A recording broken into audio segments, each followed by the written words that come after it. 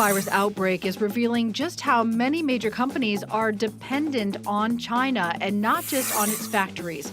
Let's connect the dots. When you think of China's role in the global economy, you're probably thinking of cheap manufacturing, and they are a vital player in the supply chain.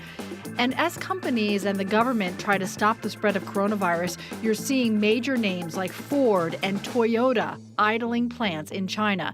Apple is looking for alternative suppliers as a backup. But China is also a consumer of a lot of American goods. Now coronavirus has forced Starbucks to close thousands of stores in the country. Even IKEA has been affected, shutting over a dozen stores in China and asking workers to stay home.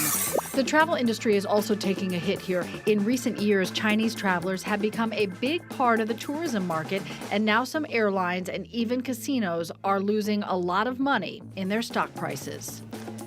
And there's a connection to the Olympics as well. The World Indoor Track and Field Championships is now postponed since it was supposed to be in China in March. Because of coronavirus spreading to other countries, they aren't going to move it somewhere else. They're just going to wait until next year, which puts it after the 2020 Games.